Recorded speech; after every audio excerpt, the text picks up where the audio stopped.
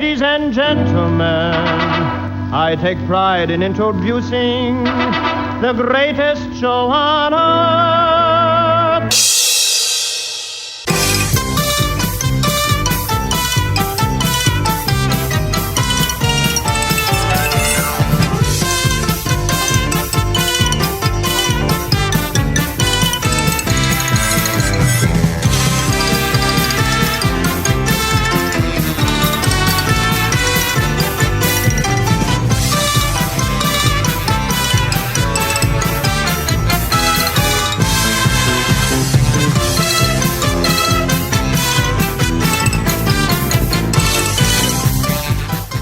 Welcome to the Uncle Floyd podcast. My name is Scott Gordon. Uncle Floyd Vivino and I join up for this podcast to discuss our time with the Uncle Floyd Show, music, theater, nightclubs, carnivals, circus, amusement parks, burlesque, and all things showbiz from our combined industry experience of over 120 years through the past 7 decades. We also answer questions that are emailed to ufpodcast@sge-inc.com. You will find that address and a link to support this podcast in the episode description. Join Uncle Floyd and me, Scott Gordon, now for this episode of the Uncle Floyd Podcast.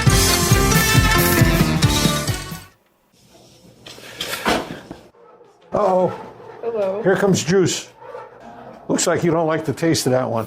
No, pudding. It's pudding? Should be ice cream. Why can't they make them out of ice cream?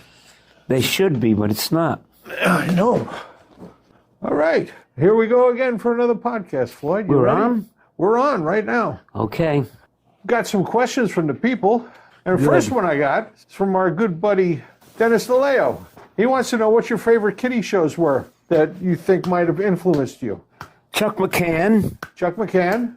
Did you watch Winchell Mahoney? Yes. Officer Hello, Joe- Mr. Winchell. Officer Joe Bolton? Oh, yes. How about Fred Scott? He was too sophisticated for us. Yeah, Bill Britton. Great ventriloquist. I used to watch Tommy Seven a lot. East side, west side, all around the town. The kids love Tommy Seven. He's their favorite TV clown. He's got a push cart of magic, some tricks and lots of toys. His name is Tommy Seven. He's for all the girls and boys. Yeah, I remember that. Believe it or not, my favorite one was the Merry Mailman, Ray Heatherton. Do you remember his song? I am the merry mailman. Ding, ding, the bell I ring. I think the next line was, and all the mail I bring. Will make you sing. Those were the old days, Floyd. 1950s. Merry Mailman was on Channel 4 after Crusader Rabbit. I remember that. And Raglan T. Tiger. Got a question from Steve and Patty Phillips. They used to be from New Jersey, now they're from D.C. They watch the Tuesday night live stream show all the time. This was the Uncle Floyd Show. He says, Floyd, we were at the Belmont Tavern a couple of weeks ago and had their amazing Stretch's Chicken Savoy. They had a big picture of you on the wall with other A-listers. What were some of the best Italian restaurants that you used to frequent in New Jersey? The Belmont Tavern, #1. Any other ones you can think of? Not off the top of my head. What about Colucci's? Oh, well, Colucci stands by itself. That can't be put in a category. He also wants to know, Floyd, since you and Bruce Springsteen are widely considered the two most famous entertainers from New Jersey, did you ever perform with Bruce or meet him? I met him, but I never performed with him. Jerry, your brother Jerry performed with him. And Jimmy. And Jimmy. Jerry, most notably, he performed with Bruce when they did the halftime show at the Super Bowl. He was on the stage with him. That was just after Clarence had passed. Jerry was there. Did you watch that when it was on? No. It was good. I saw it. This is from Marie Francis. Uncle Floyd, what was the name of the radio program you first started in high school? The Sounds of Yesterday. WVIP. Vivino in Person. She also would like to know what was the role you played on Law and Order. You were on a few times. Yep. I remember you were A janitor? a superintendent of an apartment house or something like that. I don't remember the other one, but I remember seeing both of them. Jerry Orbach was the star of that one. Jerry Orbach was a great guy. I got to see Jerry Orbach when he was first starting, he was already a star in the Fantastics when he was playing El Gallo. Try to remember. I forget. La, da, da, da. That's my joke, Scott. Beat you to it. And here's a letter from a good friend of ours, David Fox. From Newark, New Jersey. And he wants to know, were there any movies that had a big influence on you, Floyd? Yes, the Marx Brothers. How would you compare the Marx Brothers to the Ritz Brothers? The Ritz Brothers were more dancers. I would agree with that. I would agree with that completely. They did a lot of dancing. They were a lot more musically oriented than the Marx Brothers were. The Marx Brothers were musically oriented individually, but not together. David Fox also asks, whose voice is that on the opening saying, ladies and gentlemen, introducing the greatest show on earth? Danny Kaye. Absolutely, Danny Kaye. And he also said that you mentioned NJN didn't want anyone to know your show had been on their network. Why is that? They were embarrassed. I think they were. We got more money, more contributions than great performances or any of the other big deal shows. That would be embarrassing. I now have a couple of questions from Joey Bryce, who used to live in Fair Lawn, Patterson, and Hawthorne, and Elmwood Park, and he's now in Milford, Pennsylvania. He likes to know, with all the talent you and your brothers have shown, did you ever have much of an opportunity to work with them professionally or otherwise, such as your own as a family of entertainers? Yes, we just did a big thing in... A lot of our live shows, they were the guys in the backup band. Did a lot of work with those guys. He also asked a very interesting question. He says, who designed Oogie? He seems to have the opinion that you designed it or had someone design him for you. No. No. He came from England, Pelham Puppet Company. And I think the name of the character was Walter, the name of the puppet. Actually. And the Hunter. And he wants to know where you got your terrific sports jackets. Thrift shops. He said they remind him of another early TV personality, Pinky Lee. And Lindsay Nelson. Pinky Lee actually had a checkered coat that matched this hat. They were made of the same material. Right. And I met Pinky Lee when he worked at the Playhouse on the Mall. He was the top banana for an Ann Corio show. And I was working the audio on that show. And finally, did you ever get a chance to perform in the Catskills before those great venues all closed down? Yes. Name some of them. The Raleigh. Okay, the Raleigh. You never worked Browns. No, that was too high class for me. That was more the A-list entertainers, correct? Right, I was a B-list and C-list. We got some questions from one of our favorites, Susie Tannenbaum. She wants to know, did you have something to do with the opening of the Lou Costello Memorial Park in Patterson? Nothing. They didn't want me. But did you attend the opening?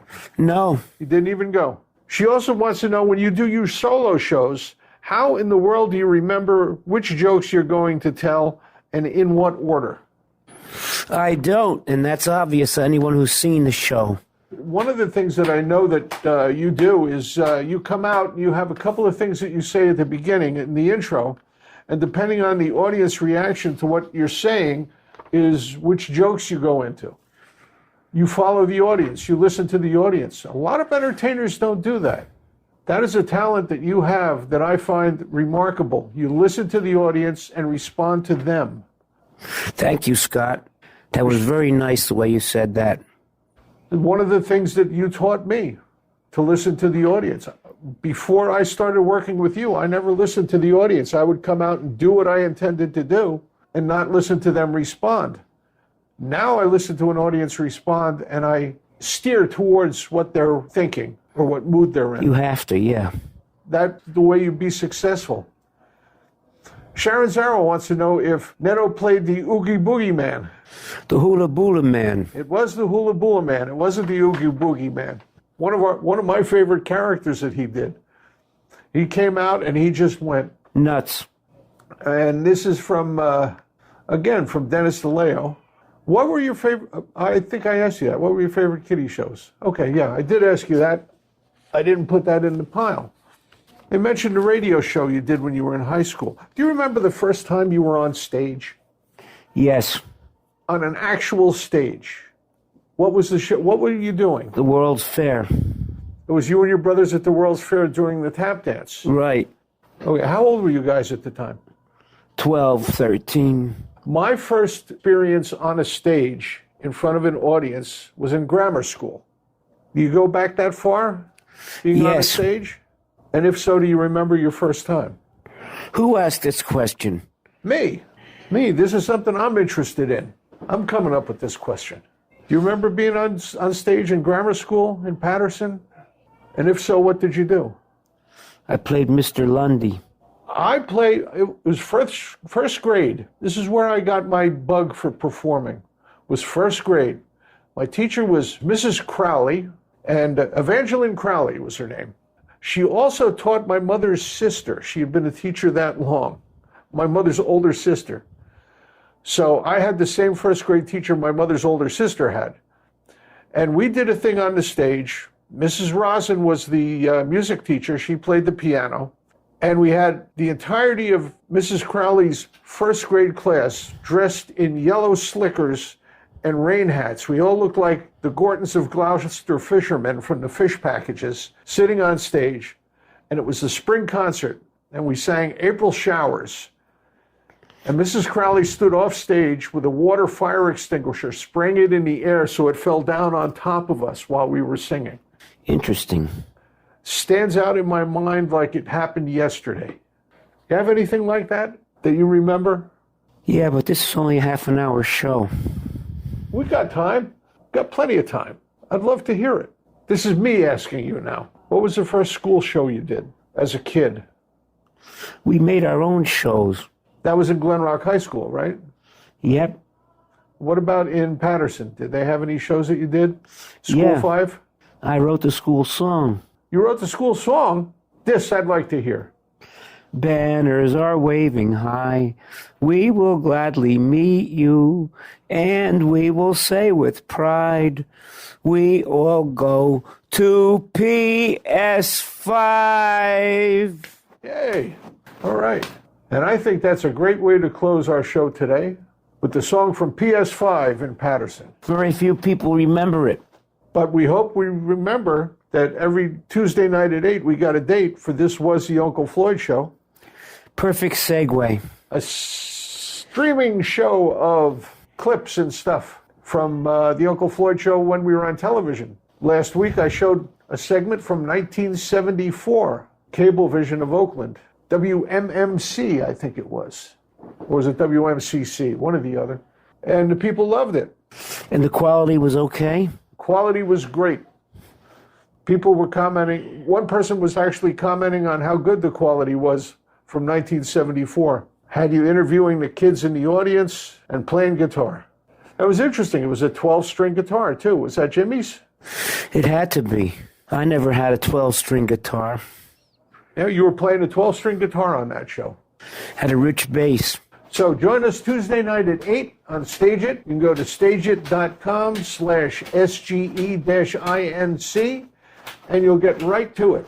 Or you can go to theunclefloydshow.tv on the internet and it'll take you right to that place where we have the show every Tuesday night.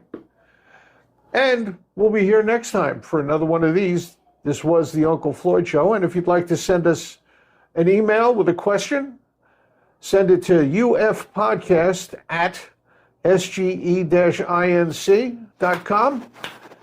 That comes to me, I print it out and give it to Floyd, and we read it and answer your question here, just like we did for all the people today. So that wraps it up for today, Floyd. You want to say goodbye to the people? We'll say goodbye and thank you once again for making time for us. Without you folks, there's no show. Tuesday at 8, we have a date. Tuesday at 8, we have a date for This Was the Uncle Floyd Show. And keep your eye on the podcast subscription, and you'll know when the next one of these comes up. They'll let you know. And if you want to tell your friends how to get here, just tell them to go to unclefloyd.podbean.com. That's PODBEAN.com. And if you want to send us an email with a question, just send it to ufpodcast@sge-inc.com. And it gets right to me, and I bring it over here, read to Floyd. We answer your questions about the show or anything about show business. Any part of show business, we'll be glad to answer. Very good. All right. So, see everybody next time. At Tuesday, we have a date. This program was produced in the studios of Scott Gordon Enterprises, Incorporated in Paramus, New Jersey.